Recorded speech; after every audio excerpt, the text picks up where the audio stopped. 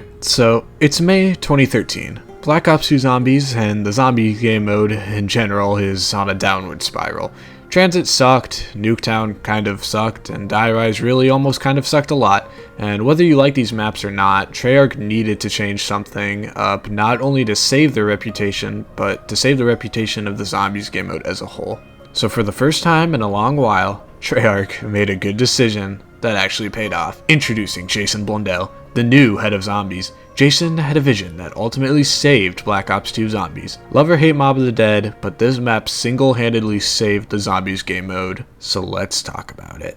Alcatraz Island, the perfect place for a Zombies map to take place. By basing the map on an iconic and real location, Treyarch was able to hook in the player base with a more serious and scary map. Mob changed a lot compared to the maps coming before it, mainly being a map that puts story before gameplay. It doesn't sacrifice the gameplay, but makes room for more story than gameplay, if that makes sense. The Mob of the Dead cutscene is one of the best. I don't think I'm making anyone mad by saying that it's better than Die Rise. The iconic Ain't that swell? and the cutscene that looks really good for being on Xbox 360 and PlayStation 3. Once you load into the game, you'll notice, oh wow, we actually have a custom HUD. Yeah, Mob of the Dead is one of the few maps that uses a custom HUD. Buried and Origins would also go on to do the same as well. The map can be summed up in one word: tight. Mob of the Dead feels like a World at War map with how fucking tight and small, narrow, confined, and annoying some of these pathways can be.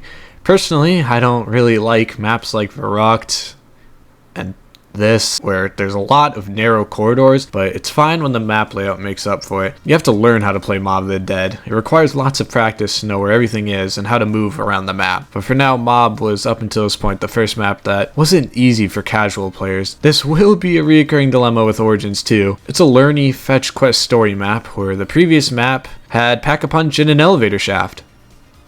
Now you have to find 5 parts and build a plane and fly to Pack-a-Punch. So let's touch on the fetch quest part of the map first. Mob of the Dead is the first map that really changed the direction for zombies. Remember those shitty buildables from Transit that were completely useless? Well, now we have a map built around the idea of buildables. And I'm not very surprised to say that Mob is the first map to have finally perfected the buildable system. Not like the competition was very steep or anything, but still. You have 3 buildables. The plane itself, which is required to use Pack-a-Punch.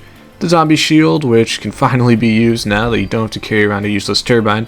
And the acid gat, which is used to upgrade the wonder weapon of the map. That's a brief overview of each buildable, so let's cover one at a time. First is the plane, or Icarus. I'm pretty sure no one has ever called it that. It uses 5 parts, with each of which being spread out through the map. Like I mentioned before, if you want to pack a punch, you'll need to build a plane, so search for a plane part guide on YouTube. In all seriousness, it's actually pretty easy to build the plane. You won't really need a guide, you just kind of have to play the map and open everything, and you'll end up getting all the plane parts. It's really not that bad. I would know because I firsthand did it myself. By flying on the plane, you'll crash into the Golden Gate Bridge and finally have access to Pack-a-Punch. This is the most open part of the map, and by using the electric chairs, you will return back to Alcatraz Island. Overall, the plane is really easy to build. It can be a little bit difficult if it's your first time playing and you don't know what to do, but like I said, if you end up opening everything on the map, you're bound to find each piece. And the plane itself, along with the Golden Gate Bridge and Pack-a-Punch on this map, are some of the most iconic zombies locations of all time, which would never go on to be removed or anything. Second is the shield, which only has 3 parts. Just like Transit, the shield parts have random spawn locations as well, which are decently easy to find if you hug the walls. The zombie shield is obviously better in Mob of the Dead just because of the fact that you don't have to carry it around like in Transit. You don't have to get rid of a fucking slot to use it. So it's really nice that you can just have it on your back. And lastly is the acid gat. Also requiring 3 parts, it's used to upgrade the blunder gat, which is the wonder weapon of the map, into the acid gat. And it's also really easy to obtain since all 3 parts are found relatively close to each other. I'll talk more about this baby in a little bit, but for now, let's move on to Afterlife. The Afterlife feature, or ability I guess, is introduced on Mob and later retooled and reworked in Shadows of Evil. Afterlife is a sort of state where the player is in a ghost and can shoot electricity and jump really high. This is used to open doors and most importantly revive yourself if you go down. That's right, Mob of the Dead doesn't have quick revive and is replaced by Afterlife, since whenever you go down you will automatically go into Afterlife. You get 1 Afterlife added to your counter per round and will go back up with your perks if you down yourself from a shock box, but you will lose your perks if you go down from anything else, like with normal quick revive. It's a cool feature that actually works pretty well for being in Black Ops 2. Shadows of Evil would obviously expand upon the Afterlife concept with Beast Mode, and the gameplay options that it could do. Since in Shadows of Evil you don't have to go down to use Beast Mode, rather you walk up to one of the altars and you'll be transformed into the Beast. You know what else is cool? Mob has actual box exclusive weapon. Yes, I'm talking to you, Nuketown. Mob of the Dead has the AK-47. The M1927, the Uzi, and the Death Machine from the box. This is how you do interesting and unique map exclusive weapons. Each weapon is good in their own right, but I want to dive deeper into the wonder weapon on Mob of the Dead, that being the Blundergat. One of the most satisfying wonder weapons, especially with Speed Cola and Electric Cherry. It can be Pack-a-Punch to the Sweeper or upgraded to the Acid Gat, and then Pack-a-Punch into the Vitriolic Withering. Good thing that wasn't confusing at all. The Acid Gat is awesome, but not the best wonder weapon ever. It's still really good. Remember the Pack-a-Punch crossbow from Black Ops 1? Well, now the Acid Gat also does that. Kind of. You shoot it, but then you have to wait a few seconds for the zombies to actually start headed towards it. The weapons on Mob get a seal of approval from me. Like, the Death Machine out of the fucking box? Like, that's...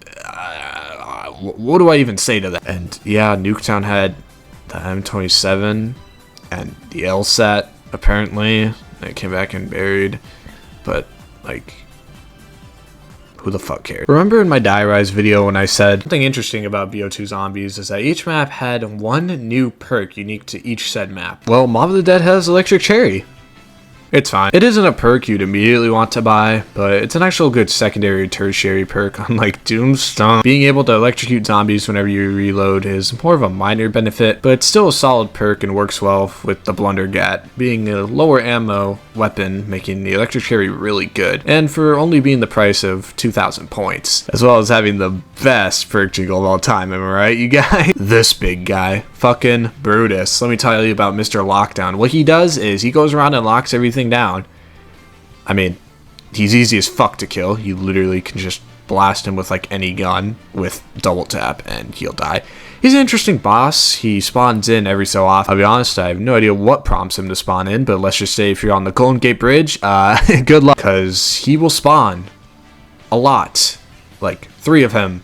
I don't know why 3 of them spawns, but he does. Also, he insta-downs you. Thanks for that, Treyarch. Really appreciate it. I'd also like to talk about the specialist on this map, the Hell's Retriever, a tomahawk axe, combat axe weapon that can be thrown at the zombies. It's an interesting weapon to say the least. Throwing it will chain it between zombies and can be used to also retrieve drops. Hence, the Hell's Retriever. Obtaining it is also pretty easy. All you have to do is just feed zombies into 3 Cerberus heads. I don't think anyone has ever called them Cerberus head. All you have to do is feed the dogs, wolves, whatever they are, and then you walk into this room and you pick up your Hell's Retriever. Or should I say, retrieve your Hell's Retriever. It can be upgraded into the Hell's Redeemer.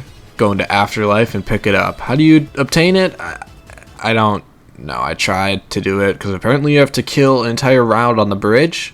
I did that twice and it didn't work. Fuck this game. But yeah, it's really good for what it is, and it also can be used to obtain a free Blundergat, which is also pretty easy to do. All you have to do is just throw them at these blue skulls, which just aren't there. Very nice. And then you have a free Blundergat.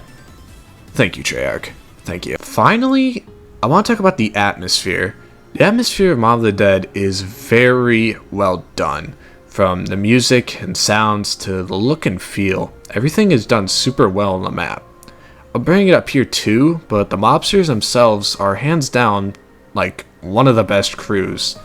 Literally not even a competition, at least in this game, excluding Origins. You have to play the map firsthand to really experience how expertly done the atmosphere is, but I'll just say that it is exceptional for being a zombies map. With the round changing sounds and character quotes, everything just works really good. Like, holy fucking shit, you guys. So much of this map is done expertly well. Is there anything that isn't done well? Well, Obviously, there's some nitpicky things, like I'm still not really a huge fan of all these fucking tight corridors on the map, but besides that, there aren't really a whole lot of things, since most of the stuff that you can nitpick, like the buildables being annoying, there are only 3 of them, and each of them have parts that can pretty easily be acquired, and even if you don't know where they are, you can look them up with a guide as well. So yeah, that's pretty much everything I have to say about Mob of the Dead. Overall, an expertly done map that quite literally evolved the zombies formula. Thank you, boys and girls, for watching, and I'll see you in the next retrospective for Buried, one of my all-time favorite maps. So, see you in the next video. Thank you guys for watching. Goodbye.